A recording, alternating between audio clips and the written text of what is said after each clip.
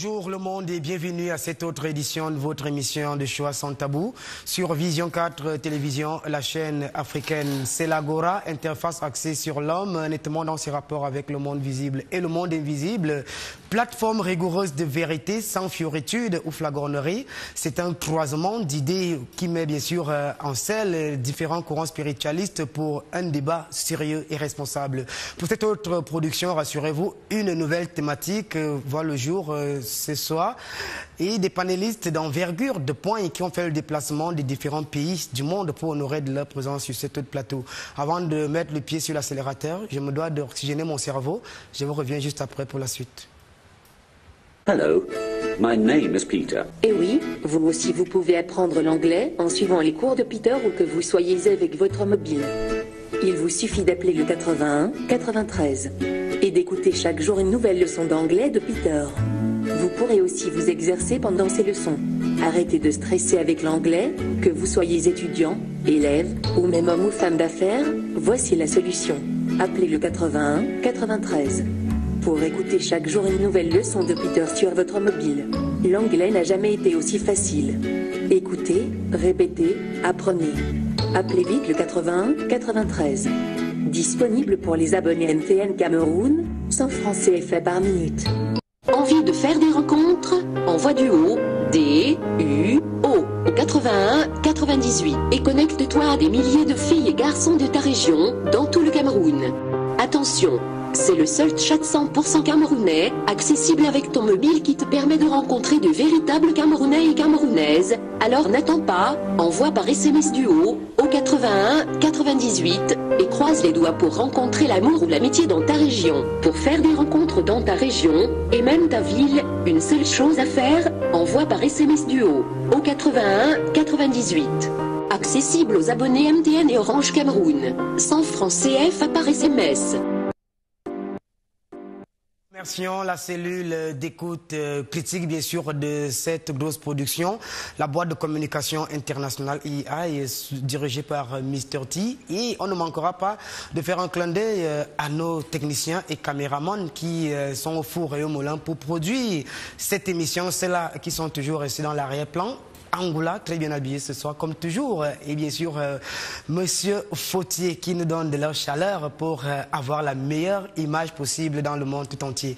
On va accueillir nos panélistes qui ont fait le déplacement. Je pense au père Martial qui est avec nous ce soir pour partager cette thématique avec nous. Père Martial, bonsoir et bienvenue à Sans Tabou après une longue absence. Oui, bonsoir Nathan. Un bonsoir également à tout le panel. Je dirais sincèrement un bonsoir à tous les fidèles et occasionnels, n'est-ce pas, aux téléspectateurs de cette émission. Oui, à l'absence, mais j'étais à distance, je vous suivais et je crois que le travail est bien fait et les téléspectateurs sont également bénis et aussi enseignés. D'accord, Imam Baba Moussa, que toute la communauté musulmane voilà, regarde de très près ce qu'il fait ici et ce qu'il dit pour le compte des sunnites. Comme vous le savez, il y a énormément de fractures au sein de l'islam, les salafistes, les chiites, mais c'est là, c'est la communauté sunnite qui est célébrée ici par l'imam Baba Moussa de la grande mosquée de Tchinga. Bonsoir et bienvenue, imam. Bonsoir Nathan Amogo, bonsoir aux amis panélistes qui sont là, bonsoir à mon épouse et ainsi qu'à mes enfants.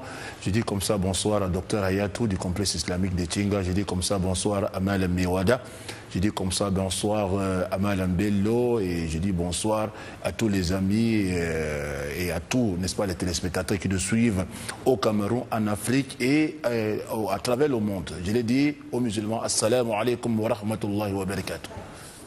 Assalamu alaikum, c'est tellement compliqué, c'est tellement expression brutale et même violente, je le dirais bien sûr sans arrière-pensée. On va accueillir un autre spiritualiste qui est avec nous ici, c'est le docteur Jacques Etundi, voilà, qui n'a jamais sa langue dans la bouche. Voilà, il est là pour dire des vérités sans fioritude, encore moins ce flagornerie. Il parle. Bonsoir docteur Jacques Etundi. Rose Croix d'Or, c'est un plaisir de vous avoir à nouveau ce soir. Oui, bonsoir Nathan, un plaisir tout à fait partagé, comme il faut s'en douter. Et je dirais bonsoir à tout le panel qui s'enrichit chaque jour, c'est tout à votre honneur. Je pense aux techniciens également, sans lesquels l'émission ne serait pas faite. Et à nos téléspectateurs, sans lesquels, je dirais une fois de plus, l'émission ne saurait être faite. Je pense à eux, notamment à ceux qui n'approuvent pas forcément nos points de vue. C'est de leur droit, mais en même temps, c'est tout à fait compréhensible. Le but n'est pas de les convaincre, le but est d'exposer une vision des choses, de savoir que, en marge de ce que les gens pensent, il existe d'autres façons de penser, d'autres façons d'adorer Dieu, on pourrait dire de le servir, qui ne soient pas forcément institutionnelles. Donc, il existe effectivement dans ces courants qu'on qualifie de sectaires une autre approche du service à Dieu. Et nous nous réclamons effectivement de ce service à Dieu. Si je comprends bien, vous voulez nous faire comprendre que vous serez nettement ces enfants-là que Jésus, en tout cas, ou bien ces brebis que Jésus disait que j'ai encore d'autres bébés qui ne sont pas dans l'enclos. C'est nous tous, y compris les églises institutionnelles, parce que si elles sont devenues églises, c'est parce qu'elles s'en sont donné les moyens. Historiquement, elles n'existaient pas. Donc, elles ont fait leur chemin, elles se sont institutionnalisées, ça signifie elles ont acquis les moyens financiers, politiques, sociaux pour pouvoir s'imposer, parfois même militaires. Donc, on se rend compte qu'elles existent déjà et considèrent les autres comme des sectes. Il faut bien qu'il y ait des plateaux comme Sans Tabou qui donnent aussi la parole à ces minorités spirituelles qui ont leur mot à dire. Merci beaucoup pour l'apologie que vous faites de ces minorités. Et lorsqu'on parle de minorités, c'est une minorité en Afrique et plus particulièrement au Cameroun, les Raéliens. Voilà, lorsqu'on parle de ces gens, ils nous disent qu'ils ont rencontré Elohim, qu'ils ont rencontré Jéhovah, qu'ils ont causé avec lui et qu'il serait un être de chair comme vous et moi. C'est un Raélien, Gouet, voilà, qui est avec nous, 4e niveau. Bonjour et bonsoir et bienvenue. Oui, bonsoir Monsieur Amogo. Je dis bonsoir à tous ceux qui sont sur le plateau avec nous. Je dis bonsoir à tous ceux qui nous suivent, qui suivent cette émission de près ou de loin. Et pour finir, je vais également dire bonsoir aux Elohim qui sont nos pères créateurs, en nommant les plus connus parmi eux.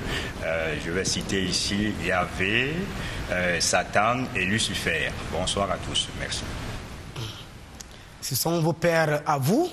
Voilà, vos pères à vous que vous citez là, c'est une tribune de lumière et de vérité. Alors, vous nous avez fait comprendre dans la Bible de Lucifer, de Satan, que vous m'avez donné gratuitement, que Elohim, voilà, que votre Raël aurait rencontré Dieu et que Dieu lui aurait dit que les religions traditionnelles n'ont plus de place en cette terre.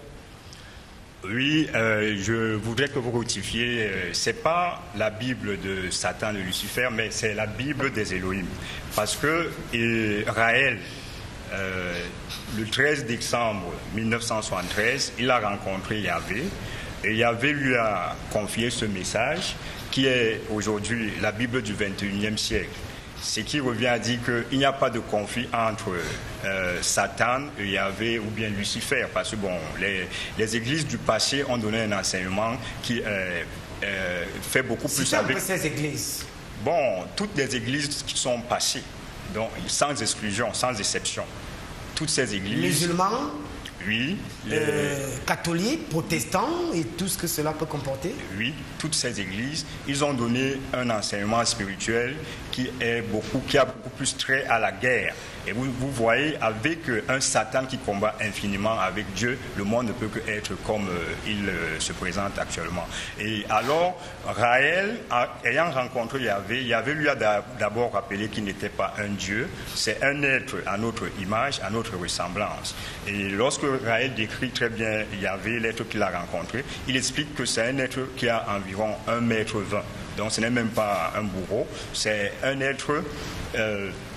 il lui a donc comprendre qu'il n'est pas un Dieu et qu'entre lui et Satan, rien ne s'est jamais joué. Ils ne sont pas en conflit. Bon, il ne sait pas trop pourquoi notre humanité a beaucoup plus donné un enseignement de la guerre, quoi.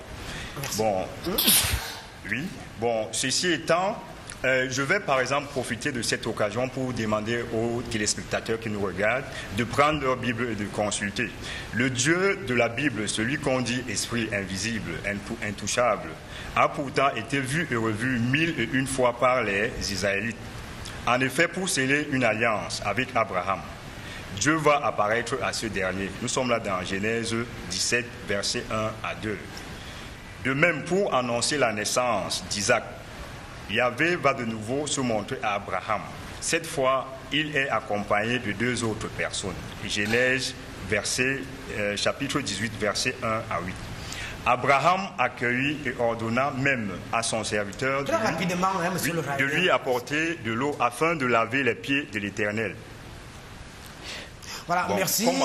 Voilà, justement, on va essayer d'avancer, hein, puisque vous êtes à la droite du Père Martial, qui est un grand exorciste. Je pense que beaucoup de choses se passeront ce soir. Père Martial, voilà donc un Raélien qui nous dit qu'il y avait Jéhovah, le Dieu que vous servez, c'est un bonhomme d'1,20 m. Mais écoutez, Nathan, moi je suis d'ailleurs très ravi d'être ce soir à côté d'un Raélien. Et je voudrais profiter de cette occasion pour lui parler un peu de Jésus qu'il ignore, ou bien du Dieu qu'il ignore, parce que le Dieu qu'il nous décrit ce soir n'est pas celui-là que nous connaissons tous, que ce soit dans toutes les religions, sauf peut-être la religion réalienne. Je voudrais dire à mon cher ami et frère que vraiment, lorsqu'il le dit, je ne sais pas où il tire ses enseignements et ses explications, mais nous utilisons, nous autres, les livres, un des livres les plus anciens, qui est la mère des livres, qu'on appelle la Bible, Biblos. Et lorsque nous parcourons, nous nous rendons compte, parce que quand il parle que Dieu a apparu aux Israélites, mais sous quelle forme? Parce que lorsqu'on rentre dans les Saintes Écritures, lorsque ce texte qu'il vient de lire, il le lit, n'est-ce pas, sans rentrer dans le fond, il met pas la forme, parce que Dieu, effectivement, a apparu, n'est-ce pas, son ami Moïse, a apparu son ami Abraham. Mais je voudrais savoir, est-ce qu'il a apparu avec un maître? Il a dit un maître. Non, mais écoutez, nous sommes là ce soir pour éclairer, illuminer, pour éveiller et enseigner. Je voudrais que notre ami essaye d'écouter. Il prendra quelque chose tout le long de ces débats et je suis sûr qu'à la fin, il sera converti et il ne sera plus raélien, mais il deviendra un chrétien. Merci bien. Alors, Imam Baba Moussa, vos religions doivent disparaître puisque Raël qui a rencontré ce bonhomme d'1,20 m appelé Jéhovah Yahvé, j'emprunte ici les expressions du Raélien sans blasphème. Alors, j'aimerais bien sûr que vous donniez votre point de vue sur ce nouveau courant qui aborde l'Afrique et le Cameroun en particulier. J'aimerais dire que le bonhomme de 1,20 m que Raël a rencontré, c'était plus Shaitan. Il a rencontré Shaitan qui lui a fait croire que lui et Dieu, c'est la même chose. Donc, il n'y a pas de divergence entre lui, le bonhomme de 1,20 m avec Dieu. Et cela nous montre simplement que des enseignements que veulent, n'est-ce pas, véhiculer les Raéliens, ce n'est que du pur satanisme. Ce n'est que du pur satanisme, rien à voir avec vraiment le véritable Dieu que nous croyons, qui est le créateur du ciel et de la terre, que nul ne ressemble et nul n'est égal à lui. Donc, par rapport au bonhomme de 1,20 m qu'il a rencontré, il dit bien que c'est un être humain comme nous. Mais nous disons que Dieu n'est pas un être humain. Dieu n'est pas un homme. Et si on entre dans le contexte de la Bible, on va dire que Dieu est esprit. Donc, s'il n'a pas vu un esprit, il avait un bonhomme de 1,20 m. On sous-entend ici que c'est plutôt le diable qui s'est métamorphosé en être humain, qui s'est présenté à lui pour n'est-ce pas, lui faire croire qu'il est une divinité, ou bien il est, n'est-ce pas, un Elohim. Et puis, par ses propos, on comprend bien que c'est une religion polythéiste. C'est une religion polythéiste, pourquoi? Parce qu'ils disent qu'il y a les Elohim, Mais ça ne sort ni, n'est-ce pas, des enseignements du biblique, ni des enseignements du Coran. Parce que nous sommes une religion monothéiste pure. Nous croyons en l'existence d'un Dieu unique. D'un Dieu qui n'a pas engendré, qui n'a pas été engendré, et que nul n'est égal à lui en tant que musulman, nous croyons en cela. Et donc, penser que, n'est-ce pas, nous devons disparaître pour laisser place aux Raéliens, nous disons que c'est eux qui doivent disparaître parce que la vérité ne disparaîtra jamais, c'est le faux qui doit disparaître. Et comme ils sont dans le faux, avec le diable, ils sont appelés d'un moment à l'autre à disparaître. Comme l'a dit, n'est-ce pas, le Père Marcel tout à l'heure, peut-être avant la fin de cette émission, il va se convertir soit à l'islam, soit au christianisme. Merci, qu'il en soit selon vos désirs. L'émission, c'est sans tabou. Alors, monsieur le Jésus-Christien, dans toute cette guerre, la Rose Croix, qui se veut une école de mystère, et la Rose Croix d'Or s'affirme être une religion chrétienne et par-dessus tout, école de mystère. Analyse et commentaires sur ce nouveau courant ou cette nouvelle religion. Je vous remercie, mais comment juger un individu qui se présente comme une religion athée? Vous vous rendez compte que j'aurais bien du mal parce que pour moi c'est un oxymore incompréhensible quand on me parle de religion athée. Et en même temps, se préoccuper quand même à la fois de l'identité divine de ses intentions. Soit on est athée, on le reste, on l'assume entièrement. Il y a des courants qui existent, des courants athées. Moi, j'en ai connu, mais je connais aussi des religieux. Je suis entouré de religieux à ma gauche et à ma droite. Il n'y a que Raël qui a pu faire effectivement cet écart, ce qu'on appelle souvent le grand écart entre justement le religieux et l'athée. Alors, nous, à la Rose Quador, est-ce qu'on pourrait juger un tel individu? Déjà, ce n'est pas notre vocation. Très humblement, j'avoue, je ne comprends rien à ce qu'il dit. Voilà, c'est tout. Voilà, pour bien comprendre, hein, il est important que le Raélien nous dise. Alors, Monsieur Gouet, vous êtes au 4e niveau, et d'après mes informations et mes renseignements, et même mes investigations, il y aurait 6 niveaux. Alors, vous êtes une religion athée, ça veut dire quoi? Vous ne croyez en rien, alors qu'ici, Père Lucifer, Père Satan, Père Yahvé, ce sont vos dieux. Oui, merci Monsieur Amogo. Une fois de plus, je ne cherche pas à convaincre les aînés qui sont ici. Je véhicule tout simplement le message. Et je vous ai fait comprendre que lorsque nous disons, nous les Raéliens, que nous sommes une religion athée, c'est parce que Yahvé a rappelé à Raël qu'un être qui peut être omniscient, omniprésent, au même moment partout n'existe pas. Ce serait tout simplement l'univers infini lui-même. Autrement dit, Yahvé a très bien rappelé à Raël qu'il est un être à notre image, à notre ressemblance. Et j'ai invité ici les téléspectateurs, je les ai demandé d'ouvrir leur Bible, de lire les versets que j'ai donnés dans la Genèse. Je suis tout de même désolé que le prêtre qui est à côté de moi, il me donne l'impression qu'il n'a jamais lu la Genèse. Parce que j'ai pris plutôt la Bible. J'ai demandé au prêtre lui-même ici à côté, il peut ouvrir sa Bible et lire Genèse 17 du verset 1 à 2 et de revenir encore lire Genèse 18 verset 1 à 8 et ainsi de suite. Je peux continuer comme ça, et ceci pour vous démontrer qu'en fait les êtres qui ont créé la vie sur terre ne sont pas des dieux. Il n'y a pas un Dieu qui puisse être omniscient, omnipotent, c'est-à-dire un Dieu qui en même temps voit comment on s'entretue, mais il regarde, bon, pour quelle raison il y aurait un tel être? Je vais un peu revenir dans l'histoire d'Adam et Ève. Lorsque Yahvé avait ordonné qu'on crée Adam et Ève au jardin d'Éden, bon, il était question qu'on essaie de les suivre, donc qu'ils expérimentent ces nouveaux êtres qu'ils avaient créés dans le jardin d'Éden. Alors, il ne voulait pas que Adam et Ève accèdent à un niveau de connaissance de façon prématurée. Si je vous comprends bien, vous voulez nous faire croire qu'il y avait, que vos oléim ont tout simplement, non pas créé l'homme, mais plutôt que l'homme a été créé dans des laboratoires scientifiques. Oui, les Elohim ont créé toute vie sur Terre dans les laboratoires scientifiques, y compris l'homme lui-même. Et lorsqu'ils ont créé Adam et Ève, ils se sont mis à expérimenter leur créature, à savoir est-ce que Adam et Ève seront obéissants, est-ce qu'ils vont... Bon, en fait, Adam et Ève les voyaient très bien physiquement. Tous ces passages sont mentionnés dans la Bible. Alors, ils n'ont pas voulu que Adam et Ève aient une certaine connaissance de façon prématurée. Et voilà que Lucifer était venu, celui qui est appelé serpent. Lucifer, il a eu de l'amour, il a anticipé dans leur programme. Il a donné cette connaissance à Adam et Ève. Vous voyez donc que s'il y a par exemple un Dieu omniscient, omnipotent, cela signifie que lorsque le même Dieu crée Adam et Ève, il les place dans le jardin, il les interdit de toucher à l'arbre au fruit de la connaissance du bien et du mal.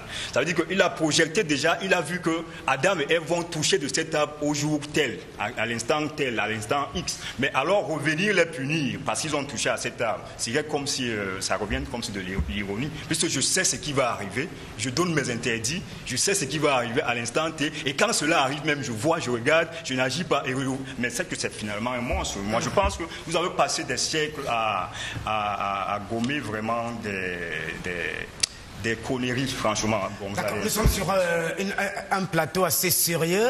Alors, un certain langage n'est pas autorisé ici. Merci. Voilà, c'est avec ça que je vais me retourner du côté de la régie pour prendre une respiration, parce qu'ici, il y a déjà de l'électricité dans l'air. Hello, my name is Peter. Et oui, vous aussi vous pouvez apprendre l'anglais en suivant les cours de Peter où que vous soyez avec votre mobile. Il vous suffit d'appeler le 81 93 et d'écouter chaque jour une nouvelle leçon d'anglais de Peter. Vous pourrez aussi vous exercer pendant ces leçons. Arrêtez de stresser avec l'anglais, que vous soyez étudiant, élève, ou même homme ou femme d'affaires, voici la solution. Appelez le 81 93. Pour écouter chaque jour une nouvelle leçon de Peter sur votre mobile. L'anglais n'a jamais été aussi facile. Écoutez, répétez, apprenez. Appelez vite le 81 93. Disponible pour les abonnés MTN Cameroun, 100 francs CFA par minute. Envie de faire des rencontres? Envoie du haut, D-U-O, au 81 98 et connecte-toi à des milliers de filles et garçons de ta région, dans tout le Cameroun. Attention! C'est le seul chat 100% camerounais, accessible avec ton mobile qui te permet de rencontrer de véritables Camerounais et Camerounaises. Alors n'attends pas, envoie par SMS Duo au 81 98 et croise les doigts pour rencontrer l'amour ou l'amitié dans ta région. Pour faire des rencontres dans ta région et même ta ville, une seule chose à faire, envoie par SMS Duo au 81 98.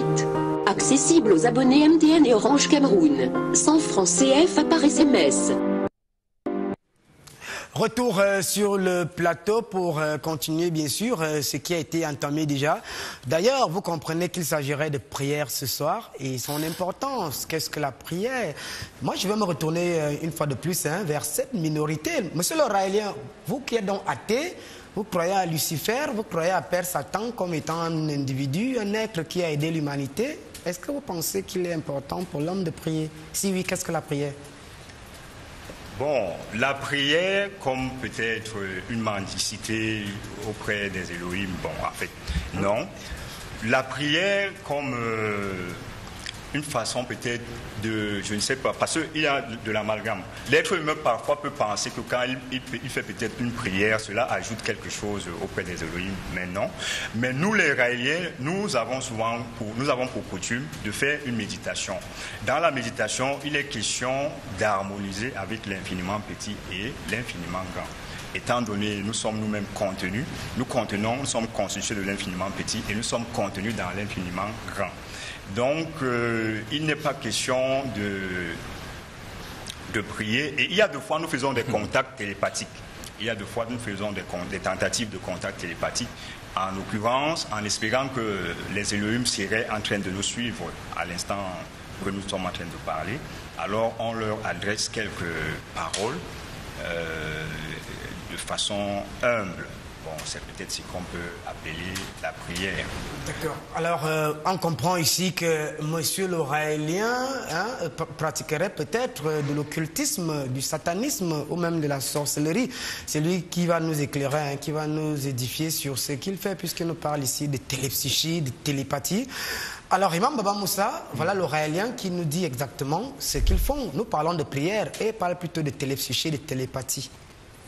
Bon, on comprend naturellement que leurs pratiques, ce sont des pratiques qui sont compatibles avec réellement la volonté de Dieu, la prière adressée à Dieu. Nous comprenons vraiment ici que vraiment le diable, qu'ils appellent Père Lucifer ou je ne sais pas quoi, n'est-ce pas, les a vraiment dominés. Il les a dominés, il les a fait, n'est-ce pas, accepter, c'est-à-dire son dogme. Il les a fait accepter, c'est-à-dire le message qu'il veut passer à l'humanité, pour égarer l'humanité, n'est-ce pas, de laisser retrouver à l'écart de Dieu. Alors nous comprenons que, justement, leur enseignement, à l'instar qui, pour moi, n'est pas différent, n'est-ce pas, de la théosophie de M. Djongé, c'est presque la même chose, parce qu'il parle de Père Elohim, Père Satan et tout. Alors nous comprenons que c'est du satanisme, parce qu'on ne peut pas mélanger Dieu et le diable, c'est pas possible. On ne peut pas dire que Dieu et le diable, c'est la même personne. Non, c'est pas possible, dans aucune religion révélée. Il ne faut pas dire que Dieu et Satan ou Lucifer, c'est la même personne. Et qu'il y a des Elohim, c'est-à-dire des Elohim qui sont des créateurs, que eux-mêmes sont créés, parce que ce qu'il m'a dit en offre, que les Elohim eux-mêmes sont des êtres créés par qui? Je ne sais pas. Parce que Elohim, quand on va dans le sens de la Bible, il s'agit d'un attribut de Dieu. Mais si on dit que Elohim a été créé, il y a eu un Dieu qui a créé un autre Dieu, il y a eu des dieux qui ont créé des dieux, et les êtres humains en même temps, ça nous embrouille un peu. Alors, nous, en ce qui nous concerne, par rapport au thème du jour, c'est-à-dire la prière, pour nous, la prière, c'est un acte religieux, n'est-ce pas? Un acte religieux qu'on fait, qu'on adresse à Dieu, un acte religieux. À l'intérieur de cet acte, n'est-ce pas, il y a des paroles, il y a, n'est-ce pas, des mouvements et des gestuels qu'on fait pour, n'est-ce pas, adorer Dieu, pour prier Dieu. Et lorsqu'on voit la prière dans son sens linguistique, c'est une invocation, voix à Dieu. Dans son sens linguistique, en ce qui concerne l'islam, c'est une invocation, voix à Dieu. Et dans son sens terminologique, selon la terminologie musulmane, on dit la prière, n'est-ce pas, c'est des mouvements et des gestes, des paroles, n'est-ce pas, qu'on effectue et avec humilité, avec crainte, n'est-ce pas, à Dieu, adressé bien entendu à Dieu. C'est ça, ce sont là, n'est-ce pas, les définitions que nous pouvons donner à la prière. Mais il faut préciser que dans le contexte islamique, il existe beaucoup de prières, il existe beaucoup de sortes de prières.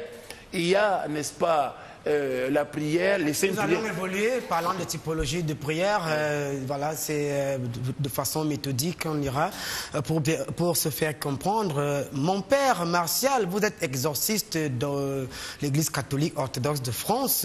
Il est question de prière ici et vous travaillez énormément à travers la prière. Vous avez suivi votre copanéliste de droite qui a été assez clair que eux, ils parlent de télépsychie, de télépathie, de méditation. La prière ici, pour lui, ce serait quelque chose de pas très correct. Oui, déjà, puisqu'il sait que Dieu, pour lui, Dieu n'existe pas. Donc, je me dis, il devrait quand même trouver à quelqu'un ou quelque chose vers qui il devrait élever leur prière. Surtout que la prière est cette élévation de l'âme, de l'homme, vers Dieu. Ou alors c'est la demande, n'est-ce pas, des biens convenables, n'est-ce pas, à Dieu. C'est ça la définition très simpliste, n'est-ce pas, de la prière. Et je dirais, permettez-moi, hein, Nathan, de dire quelque chose parce que mon ami, n'est-ce pas, de droite a dit des choses qui sont vraiment très, très indésirables. Pourquoi? Parce que, écoutez, Dieu a créé l'homme à son image, sa ressemblance. Et avant de créer l'homme, Dieu a créé des esprits qu'on appelle les anges. Et je voudrais dire en cette assez réalien que Dieu, en créant les anges, il y a eu une tranche des anges qui ont désobéi. On les appelle les anges déchus. Alors, à partir de cet instant-là, ils sont déversés, n'est-ce pas, dans l'univers. Et je suis sûr que c'est l'un d'eux qu'ils ont rencontré. Et c'est l'un d'eux qui l'a vu de petite taille. Et lorsque nous rentrons encore en profondeur dans l'étude, n'est-ce pas, des esprits ou des anges, on verra qu'effectivement, il y a des anges qui sont des petites tailles, il y a des esprits qui sont des petites tailles. Je lui donnerai le nom tout à l'heure avant de partir pour qu'il comprenne avec qui il flotte, mais je ne suis pas sûr qu'il flotte avec Dieu. Et en ce qui concerne, n'est-ce pas, les Saintes Écritures tout à l'heure, je voudrais dire, il a dit aux téléspectateurs de suivre et de lire les Saintes Écritures dans Genèse. Je voudrais dire que, je répète que dans ce passage-là, Dieu a rencontré l'homme. Mais sous quelle forme? La taille d'un mètre 20? Mais mon frère, écoutez, mais il faut lire ce qui est écrit. Dieu a rencontré, pourquoi? Parce que nul œil ne peut voir Dieu, nul œil vivant, personne vivant ne peut voir Dieu. Dieu peut apparaître à l'homme sous certaines formes. Par exemple, le feu. Il a apparu à son ami Abraham sous forme de feu. Il a apparu à Moïse également sous forme de feu. Et la voix était tonnante. Je ne suis pas sûr que c'était un bonhomme d'un mètre 20. D'accord. L'émission c'est Sans Tabou, la vérité au centre de l'écoute, c'est l'Agora. Alors, nous allons essayer d'avancer. Monsieur le Rosicrucien, on nous dit quand même que Dieu a créé l'homme pour une existence impérissable, comme l'enseigne bien sûr le livre de sagesse. J'aimerais savoir, est-ce que l'homme devrait encore prier, puisque Dieu a établi un plan assez sérieux et bénéfique à l'homme? Dans son omniscience, doit-il encore prier sur le Rosicrucien? D'accord, je vais commencer mon intervention par une prière. Ça signifie que je vais prier les téléspectateurs de comprendre que ce que je dis relève, si vous voulez, des profondeurs spirituelles et que ça ne concerne pas forcément tout le monde. Ça signifie que ce que je veux dire ne concerne que ceux qui ont des ambitions spirituelles. Pour le reste des humains, ils peuvent continuer de prier comme bon leur semble. Mais nous disons que l'individu qui est parfaitement accordé à son Dieu n'a pas besoin de prier. Ça, c'est un postulat. Il n'a pas besoin de prier. À la limite, devrait-il se mettre, et ça de manière permanente, dans une écoute attentive de ce que Dieu peut lui indiquer pour son service. Et ça, c'est tout à fait étranger à ce qu'on observe ici et là dans les religions révélées, où la prière est devenue une pratique routinière à laquelle on donne tout un tas de noms, des prières d'intention, des prières de supplication, des prières tout un tas de prières, mais qui gravitent autour de la notion essentielle que l'homme n'est pas satisfait de sa condition, l'homme n'admet pas le monde tel qu'il fonctionne et doute même parfois de l'omniscience ou alors de l'omniprésence de Dieu. Alors, docteur Jacques Kitoundi, vous venez de faire une déclaration assez forte et même, je dirais, incendiaire pour le corps ecclésiacal. Alors ici, l'homme ne devrait pas prier. Pourquoi? L'homme ne devrait pas prier parce que seule l'ignorance peut excuser la prière. Ça signifie que je ne sais pas que Dieu sait tout. Alors, je pense que je peux lui suggérer des choses. Or, qu'est-ce qui se passe? Prenons l'exemple banal d'un chef de famille qui prépare les rentrées de ses élèves. Il a déjà pensé à aller à Niki, c'est-à-dire supermarché, pour acheter des bouquins. Il sait que la rentrée vient. Parfois, c'est longtemps à l'avance. Nous sommes déjà au mois de juin, mais certains chefs de famille vont déjà s'alimenter ici et là, s'approvisionner, pensant déjà aux rentrées de leurs enfants. Mais qu'est-ce qui se passe? Imaginez donc, 2 semaines avant les rentrées, l'enfant qui déboule et qui dit « Papa, n'oublie pas que les rentrées sont là. Et moi, je passe déjà en classe de 6e. Je veux que tu m'achètes le livre de ceci, le livre de cela. » Le père sait qu'il a tout acheté depuis plusieurs mois. Comment accueille-t-il cet enfant? Par un sourire dans le meilleur des cas, parce qu'il se dit décidément, cet enfant ne me fait pas confiance. Est-ce qu'il pense qu'il est plus conscient que moi? La question que je voudrais poser ce soir, l'homme dans son état de chute actuel, pense-t-il qu'il est plus conscient que Dieu? C'est ça le problème. Imam Baba Moussa, voilà la prière qui devient un réel acte de révolte. C'est signé le Rosicrucien de la Rose-Croix d'Or. Moi, je m'inscris en faux par rapport, n'est-ce pas, à ce que dit le Rosicrucien. Pourquoi? Parce qu'il a défini Dieu comme étant omniscient. Si Dieu est omniscient, est-ce que les êtres humains sont aussi omniscients? C'est là le problème. Parce que Dieu connaît. Il n'est pas son omniscience, il connaît toutes choses. Mais l'être humain n'étant pas omniscient, il ne sait pas ce que Dieu connaît. Voilà pourquoi il demande à Dieu. Voilà pourquoi il demande à Dieu, parce qu'il ne connaît pas ce que Dieu connaît. Hein? Ça veut dire que le père, par exemple, de la famille, je prends son exemple, lui, il a préparé les fournitures pour les enfants. Mais les enfants ne savent pas s'il a préparé ou pas. Ils ne savent pas, voilà pourquoi il lui demande. Et l'être humain n'étant pas omniscient, ne sachant pas autant pour moi, ce qui va arriver demain, après-demain, dans une semaine, dans un mois, ils ne savent pas. Mais Dieu lui sait. Voilà pourquoi il demande à Dieu. Et nous disons que, en ce qui nous concerne, Dieu nous a ordonné de prier. Il nous a recommandé la prière. Il dit, prie pour ton Seigneur et sacrifie pour ton Seigneur. Et il dit, accomplis la prière en souvenir de moi. C'est ce que Dieu dit dans le Coran. Donc une façon de dire que parmi les ordonnances de Dieu en ce qui nous concerne musulmans, il nous a recommandé de prier. Parce que nous ne sommes pas autosuffisants en rien du tout. Nous avons besoin. Nous avons besoin, c'est Dieu qui est autosuffisant. Il a tout ce qu'il veut. Hein? Et parce que nous sommes donc pauvres, il est riche. Voilà pourquoi nous lui demandons. Nous lui demandons. Lui, il est omniscient, c'est vrai, il est omnipotent.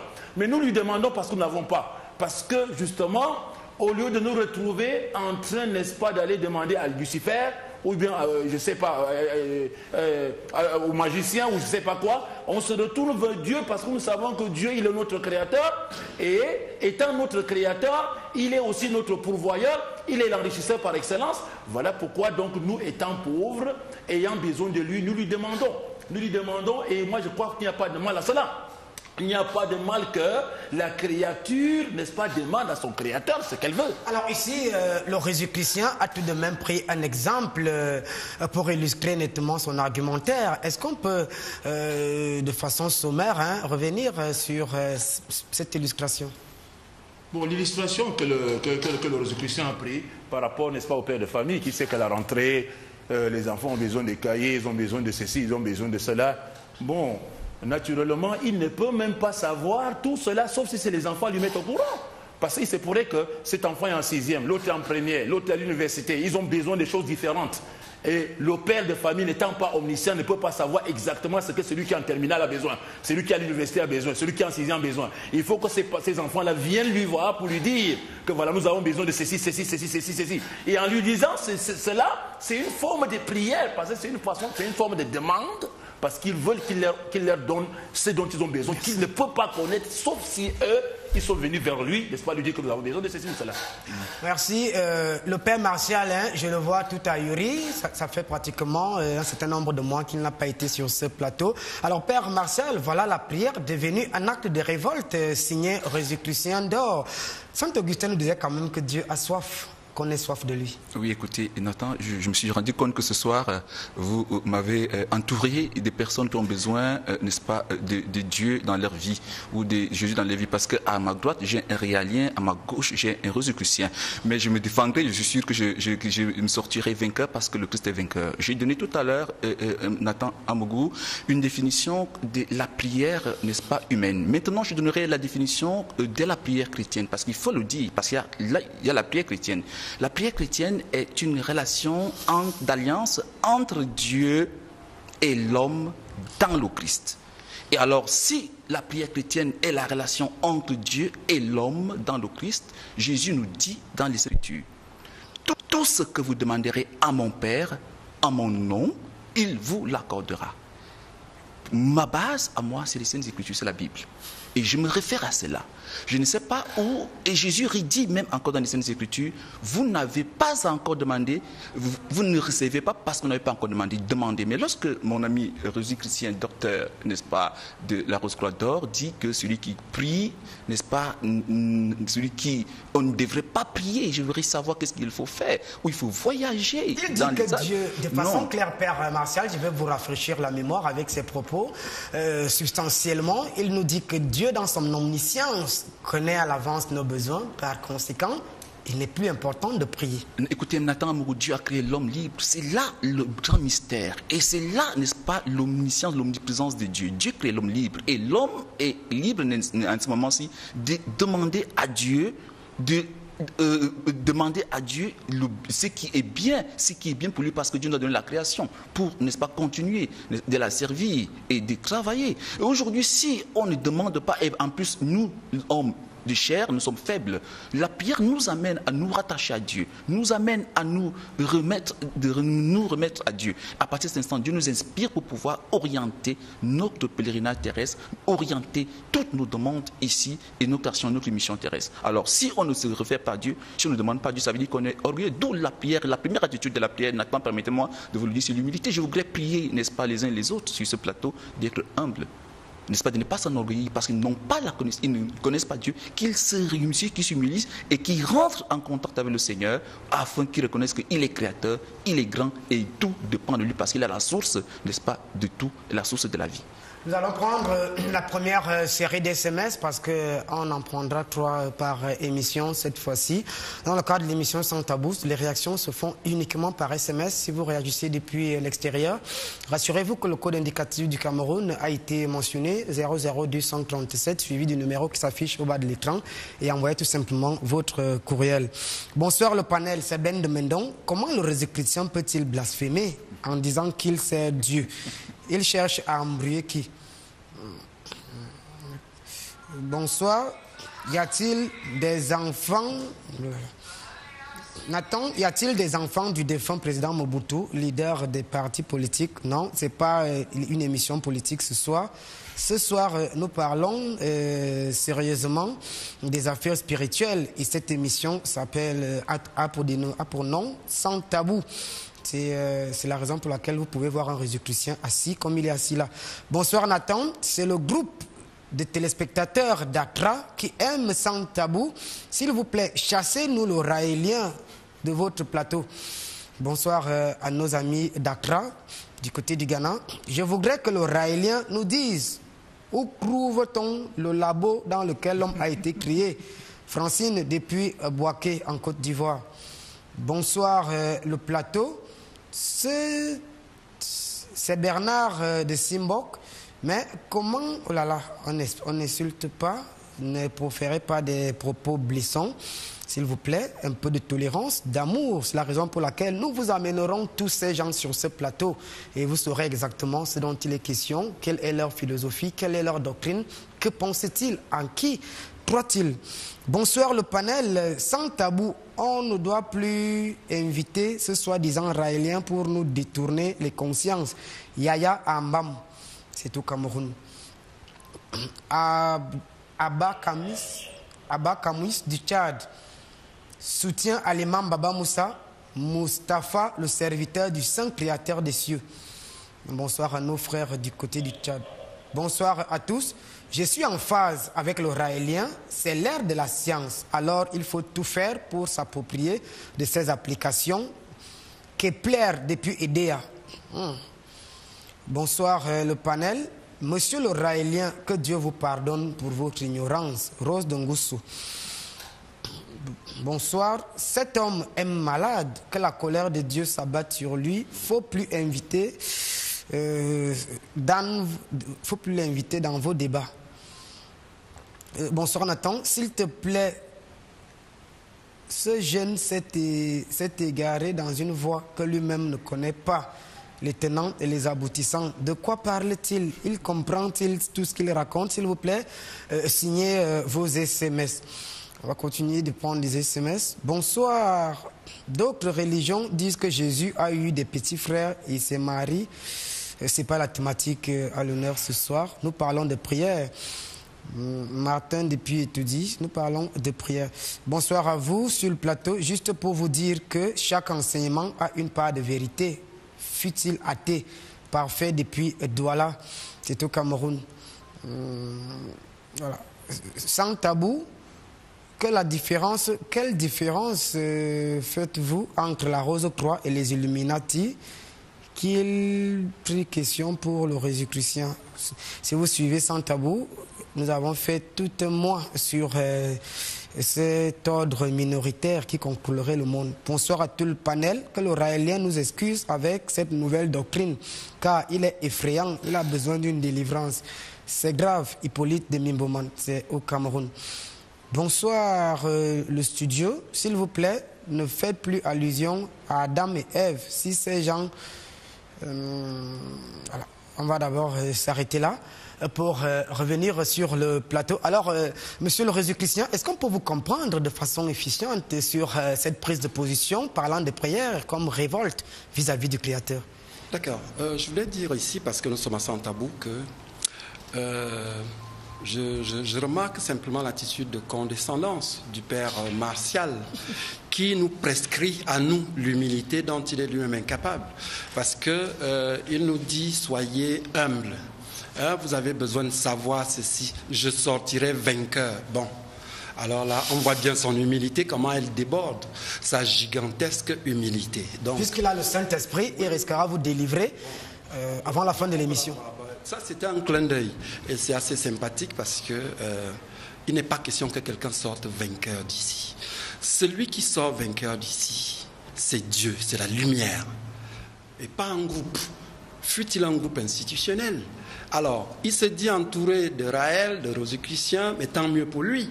Il comprendra que Dieu, dans sa diversité, ne lui a pas tout indiqué et qu'il en a d'autres à qui il a accordé une part de sa lumière. C'est ça l'humilité. Donc, c'est la même leçon que je lui renvoie. Ça signifie l'humilité égale humilité contre humilité. Donc, je voudrais aller tout droit devant la question que vous avez posée. Qu'est-ce qui vous offusque sur les prières des démons, les prières d'adoration, prières comme acte de révolte? Il va falloir maintenant que je m'explique. Après le postulat qui indiquait la dangerosité de la prière humaine. De toute façon, nous pouvons voir l'état humain, l'état de notre vie sur Terre. Un état conséquent de nos prières intempérées, de nos prières incessantes, de nos prières inconscientes que nous prétendons adresser à un être qui serait sourd depuis des millénaires, qui n'a jamais rien compris et à qui nous nous obstinons d'adresser des prières. Alors, quand vous voyez un match de foot où Tonnerre prie pour remporter le match, en face, il y a Canon qui prie. Je ne sais pas quel est le Dieu, quelle est la partie que Dieu exauce.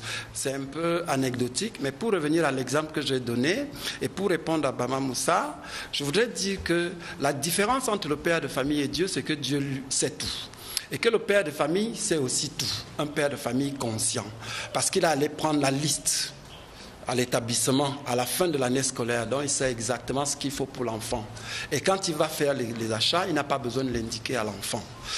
Je sors de l'anecdote pour dire que la prière est un acte. Maintenant, je rentre dans ma peau de spiritualiste. La prière est un acte de création. Vous savez que c'est la parole humaine qui a créé, c'est la parole divine, excusez-moi, qui a créé tout l'univers. On le dit dans la Bible, on le dit dans tous les livres sacrés, tout a été créé par la parole. Alors, que crée l'homme dans ses prières multiples, incessantes et finalement agaçantes? Excusez-moi, agaçante pas de mon point de vue, mais quand même j'imagine Dieu dans sa posture accueillant les nombreuses prières qui vont dans tous les sens d'ailleurs. Nous voulons la paix au Cameroun, en face il y a Boko Haram qui prient pour remporter la victoire parce qu'eux aussi se réclament de je ne sais pas moi quoi. Probablement une prière, beaucoup de prières en arrière-fond. On nous dit qu'ils sont islamistes, donc ça signifie qu'ils ont le temps de faire leur prière avant d'aller charger.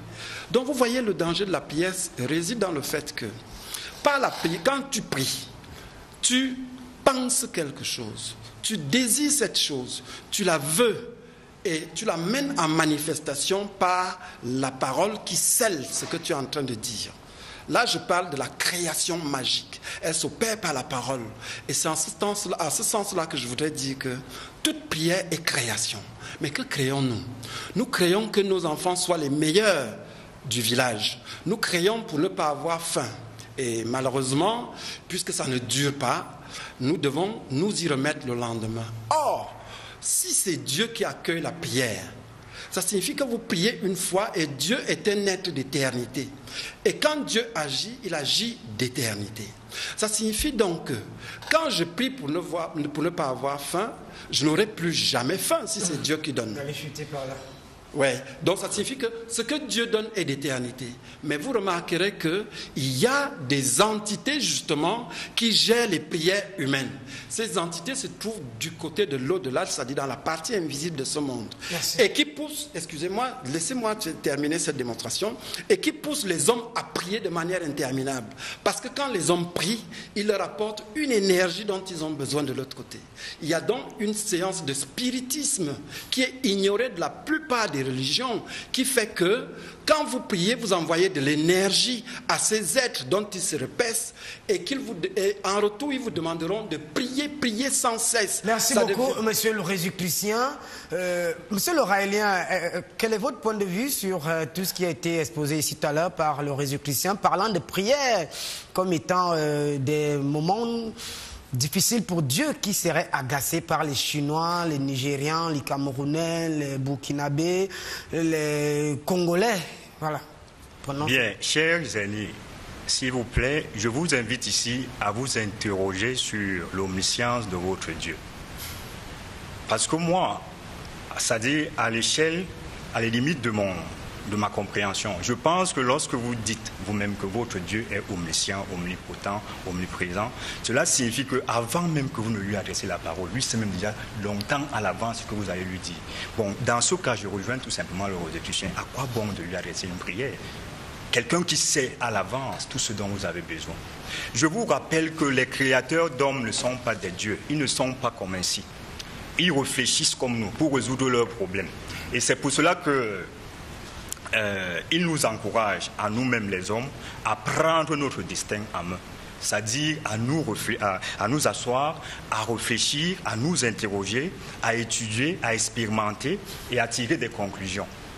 Et il y avait à très bien fait comprendre à Raël qu'eux, ils ne vont plus jamais intervenir pour régler nos problèmes ici sur Terre, nous les hommes. Bon, après le déluge, ils se sont mêlés par le passé, avec par exemple le déluge, avec la tour de Babel, ainsi de suite. Et ils ont maintenant conclu qu'en fait, il est question de laisser l'homme, que l'homme lui-même sorte de ses vêtements sales pour qu'il aille de l'avance vers le bon sens et la perfection.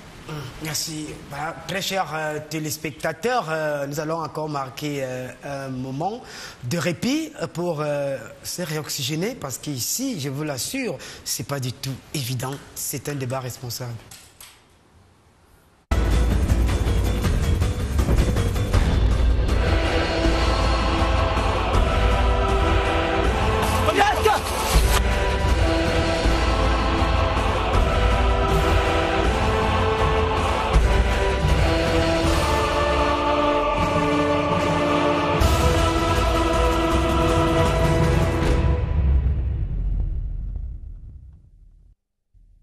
Retour sur le plateau pour la suite de notre programme. Nous allons accueillir professeur Niemek, Pierre qui est nettement un réel philosophe. Il va nous donner son point de vue dans le cadre de ces échanges. Bonsoir professeur et bienvenue à Santabou. Bonsoir Nathan Amogo, bonsoir à tout le panel. J'ai été particulièrement séduit d'entendre de nouvelles doctrines et je crois qu'elles sont intéressantes. Ça veut dire qu'elles sont chargées d'intérêt. Nous allons pouvoir en débattre. Si vous permettez, je me jette directement à l'eau. Vous êtes déjà sur le plateau, dans l'arène. Merci. Ce que j'ai pu comprendre dans les précédents débats, c'est qu'il y a une doctrine qui n'est pas nouvelle, mais en fait qui est fondée sur les errements et les lacunes des doctrines qui ont précédé. Si vous retracez le raisonnement du raélien, vous allez vous rendre compte qu'il s'est appuyé sur les faiblesses des livres sacrés, de la Bible comme du Coran. Partout où ils ont trouvé des contradictions, ils ont proposé un raisonnement logique. Alors, le raisonnement peut être logique sans être valide. Seulement, nous pouvons nous rendre compte que si on fonctionne de cette manière, Raël, qui est leur grand maître, a copié dans les livres sacrés et a fait des rectifications du point de vue de la logique. Voilà ce que je dis. Il n'a rien découvert, puisqu'ils n'ont pas un livre sacré. Maintenant, quelle est la faiblesse de ce raisonnement? Lorsqu'il dit, par exemple, que Raël est un homme de la même nature que nous, que Yahweh est un homme de la même nature que nous, nous sommes mortels, par exemple. Vous voyez, il n'a pas pensé à cela. Ce Yahvé existe de toute éternité. Lui, il ne meurt pas.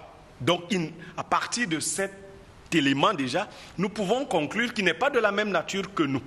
Lui, il est permanent.